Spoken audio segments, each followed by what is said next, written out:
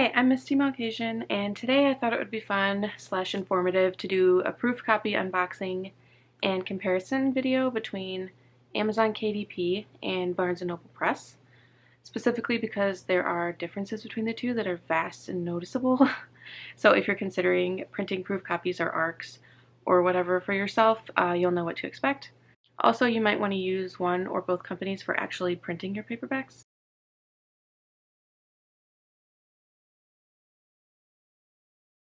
And in addition to that, I'm also going to be going over some different cover finishes, trim sizes, and paper colors that you could choose when you're going in to set up your book in either Amazon KDP or another company, just so that you can see the differences and just comparisons so that you can pick something that's right for you, because I know that it's hard when you're looking through all these different options to decide which one you actually want to go with. So I thought I'd try to make it a little easier for you, because I know I struggled a little bit when I was picking mine. So let's just get right into it. I think this should be a fun video. I haven't seen any other videos like this on YouTube. I have seen comparisons between the two companies, but I haven't seen like a comparison of all the different trim sizes and interiors and all of that. So I am going to be using my own books in this comparison, but I'm also going to be using some other books from other self-published authors. And I'm also going to be pulling out a couple of traditionally published books so that you can kind of see the differences. And maybe if you want to mirror traditional publishing a little bit more, I can show you how to do that. So let's start with my own books. Here's my books that I got printed. These are my ARC copies, my proof copies. They're not ARC copies. One of them I printed through Amazon KDP, which you can obviously tell because they use this not for resale bar across the front. They also use it across the spine and back as well. And then this one I got from Barnes & Noble Press, and they don't use that bar, but there are a lot of differences. So I'm going to go over those really quick, and then we'll go into the like trim sizes and things like that comparison part of this video. Amazon, their print quality for the colors is a lot different from Barnes & Noble. So that's something to know going into it.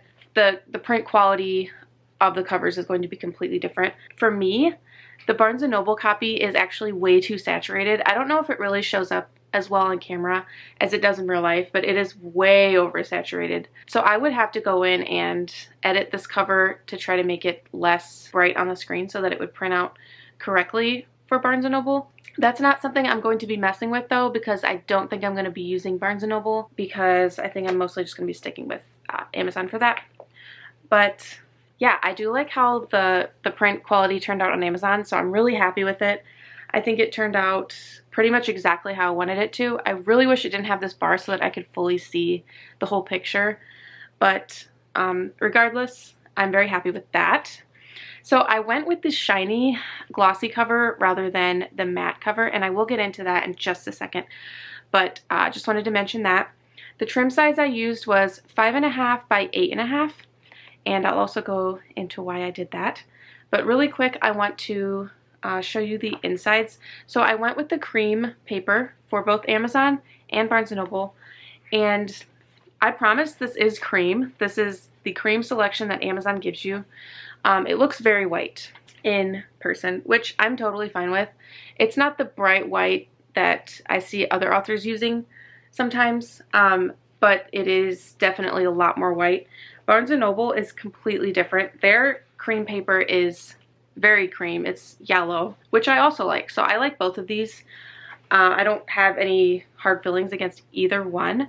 I have noticed that for this creamy yellow paper that Barnes & Noble uses, it does make the book a bit thinner. So I don't know if you can really tell, but for sure the Amazon version is a little bit thicker. Also, I did notice when I was doing the spine, because I haven't mentioned this before, I am going to go into it in more detail in another video, but I actually designed this cover myself. There's a whole story behind that, so I will go into that very soon in a video coming up, but I did have to design this cover myself. And when I was preparing the files for both Amazon and Barnes & Noble, I had to edit them a little bit differently because the trim size was not the trim size, because the paper size is a little bit different, even though I chose cream for both. So that is something to keep in mind.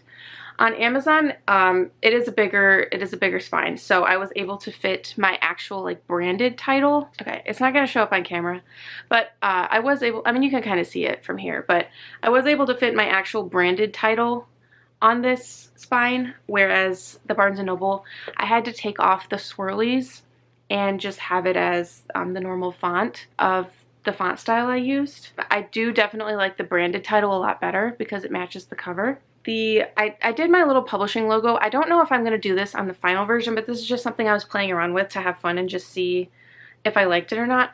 But I actually put my, you can see this a little bit better probably. I put my publishing logo, it's called Mushroom Press. My little logo is a mushroom with the butterfly on it. And as you can see, it's definitely a lot smaller on the Barnes & Noble edition because it has to be in order to fit and for them to approve it. So they do have to approve your files whenever you upload your book. You can't just upload all the files and go right away to be printed and shipped to you. They have to approve it. Thankfully, that process doesn't take very long. I think it took like a day or two for them to approve my files on both websites. So that's just something to keep in mind. The colors are a lot different. So these are two totally different blues. The Barnes & Noble one definitely darker and more saturated. Like in her face, you can tell, you can really tell in her face here. It's like normal and then like boom. Like she used some kind of Instagram filter that was just way too over the top. Also the back cover, I did want to mention that really quick. The back cover, I have no idea what to do with. I need to look up more stuff on designing a back cover before I can actually make one that looks good. But for now, this is kind of what I did. I did the little tagline, which is, "To become beautiful, she must betray the man she loves." And then I just put like the blurb, a little bit of sparkly down here, my website, stuff like that. But I am going to consider reworking this just to look better because I don't really like how it looks. But that's something for another day. But yeah, so those are the main differences between the two companies.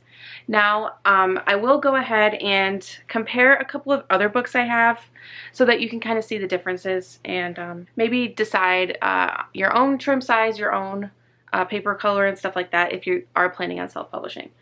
So this is another, this is a book by another self-published author. Actually, she's here on YouTube. This is a book that is a little bit smaller than mine. So let me just go ahead and use the one without the bar across the top. But my book, like I said, is 5.5 by 8.5. This book is, I think, just 5 by 8. Let me grab my little ruler here really quick just to check. Yes, this one is 5 by 8, and so it is a little bit smaller. I don't like the smaller size. I don't feel like it's as satisfying to hold in your hand. Like, it's fine, it's okay, but it just feels really small to me. But this one is just a little bit more, to me, this one's just a little bit more like satisfying to hold and like manipulate. I very much like the physical feel of books, so I think it's fun to like hold them, to do this with them. I love that sound. Obviously you go with whatever you like, but also she did use, here I'll switch to my Amazon version. She did use the white paper. She has said that in some of her videos that she does use the bright white paper because she likes it. This is the cream paper. So as you can see, there's very little difference. It is just a little bit less white, but not very. It's honestly, it's quite similar. But in person, you can see the difference just a little bit. Also, the cover for this is matte, so it doesn't have that gloss to it. It is easier to take pictures of, and it feels fine too. So if you like the matte, like, I'm not dissuading you against it whatsoever. It's fine. It's totally fine. It doesn't leave, I've heard people say that it, like, you can rub it off with your hands and then it leaves like big fingerprints. I don't find that to be the case, but for me, I just like the shiny. It feels more substantial for some reason than the matte does in hand. So that's just my 2 cents on that. Here is another self-published book that I own. It's a different trim size. This one is, I think, 6 by 9. Let me go ahead and check that. Fact check myself. Yes, this one is 6 by 9. So mine is a little bit smaller than this 6 by 9.